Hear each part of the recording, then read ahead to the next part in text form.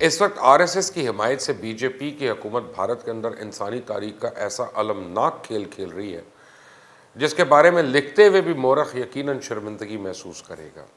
اگر دیکھا جائے تو RSS کی صف اول کی قیادت میں محض نریندر مودی یا جنرل پین راوت یا اجیت ڈیول، موہن بھاگوت، راج ناتھ سنگھ اور امیت شاہ شامل ہیں، اور یہ ٹولہ گزشتہ کافی عرصے سے سب کچھ منظم انداز میں کر رہا ہے۔ کہانی کچھ یوں ہے کہ RSS کے زیر اہتمام 2009 میں ایک تھنک ٹینک وجود میں آتا ہے۔ اس کا بنیادی ہدف یہ قرار دیا جاتا ہے کہ 2025 تک ہندوازم کو سرکاری طور پہ باقاعدہ بھارت کا ریاستی مذہب قرار دیا جا سکے۔ اس کے بانی سربراہ اجیت ڈیول مقرر کیے جاتے ہیں اور اس سال موہن بھاگوت RSS کی باغ دوڑ سنبھالتے ہیں، اور اس کے 5 سال کے بعد مودی کی قیادت میں BJP جو ہے بھارت میں بھاری اکثریت سے الیکشن جیت جاتی ہے۔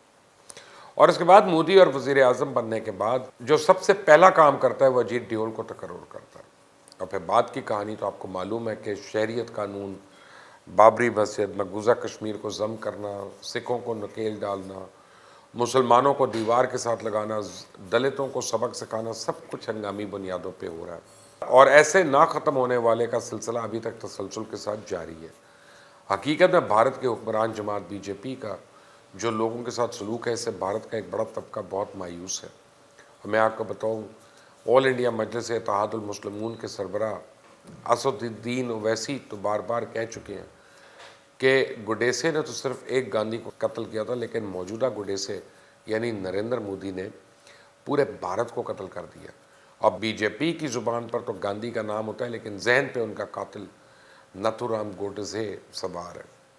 BJP گاندھی کے نام کی دکان کھولے پورے بھارت کو بیوقوف بنا رہی ہے، اور اس کے جو نتائج ہندوستان پہ مرتب ہو رہے ہیں اور مزید ہوں گے، ان کو آنے والے وقت مستقبل قریب میں واضح کرے گا۔ یہ صرف اسد الدین اویسی ہی نہیں، راہل گاندھی بھی شور مچا رہے ہیں کہ BJP اداروں پہ قابض اور امریکہ کیوں خاموش ہے۔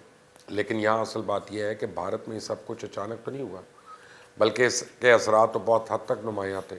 2005 میں انڈین انٹیلیجنس بیورو کے چیف کی حیثیت سے ریٹائرمنٹ کے بعد ڈیول نے RSS میں نہ صرف باقاعدہ شمولیت اختیار کی، بلکہ عہد کیا کہ اپنی تمام توانائی RSS اور ہندوازم کے فروغ میں صرف کر دیں گے۔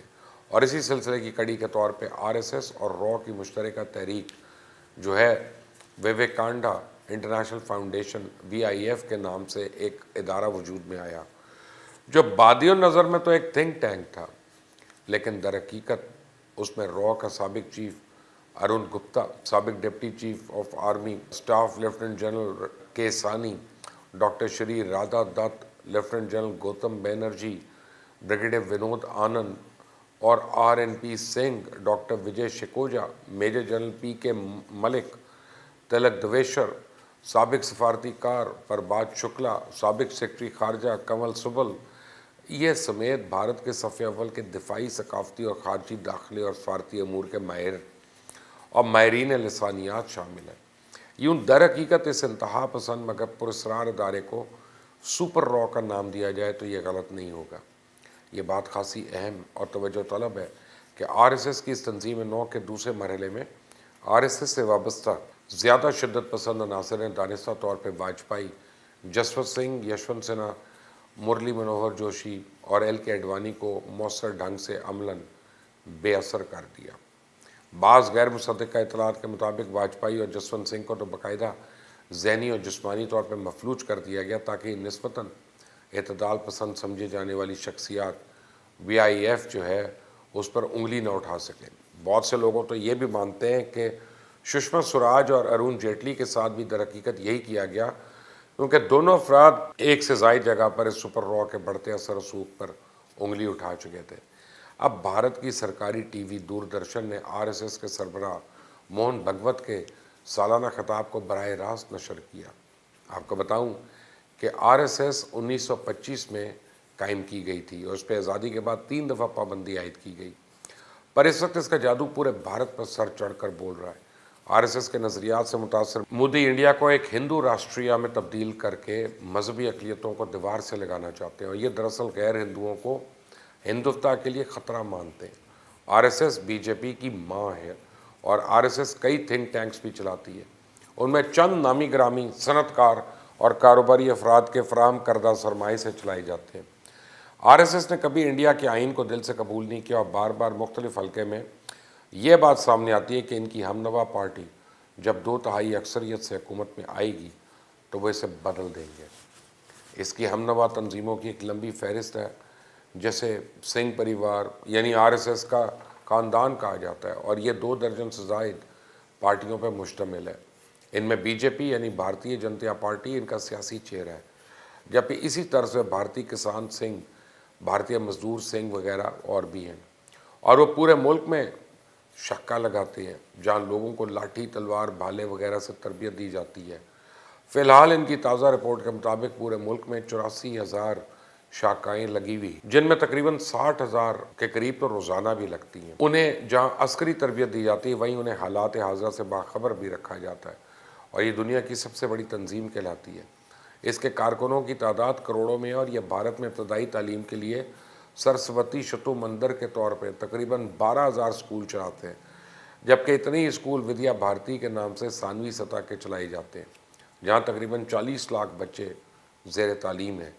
اس لیے میں آپ کو بغیر کسی شک و شبہ کے بتا رہا ہوں کہ RSS کو بھارتی جنتا پارٹی اپنا نظریاتی اساس یا بنیاد مانتی ہے۔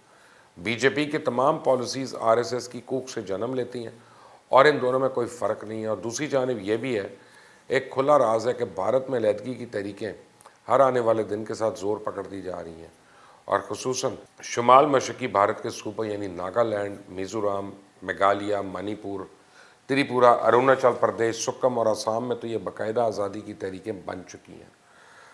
ماہرین کے مطابق ہندوستان کے 600 اضلاع میں سے 240 سے زائد ضلعوں میں نیکسلائٹ تحریک زوروں پہ ہے، اور ہزاروں افراد اس کی بھیڑ چڑھ چکے ہیں۔ ایسے ہی ضرورت صبر کی ہے کہ عالمی سطح پہ اس جانب توجہ دی جائے، کیونکہ انسانی حقوق کی بدترین خلاف ورزیاں جل یا بدیر خطے میں کسی بڑے حادثے یا سانحے کا باعث بھی بن سکتی ہیں۔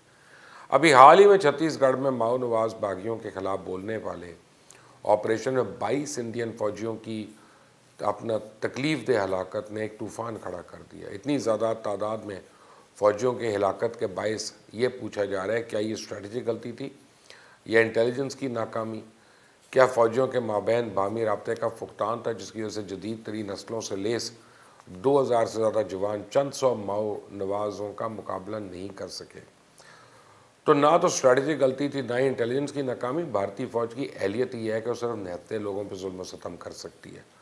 ویسے ہمیشہ بھارتی فوج ایسے ہی مار کھاتی ہے، یہ کوئی نیا اور انوکھا واقعہ نہیں ہے۔ اس علاقے میں ہمیشہ بھارتی فوج کو ماری پڑی ہے، اور بہت سے فوجی تو یہاں ڈیوٹی لگ جانے سے فوج چھوڑ کر بھاگ جاتے ہیں۔ یہ حال ہے اس وقت تک وہاں پہ۔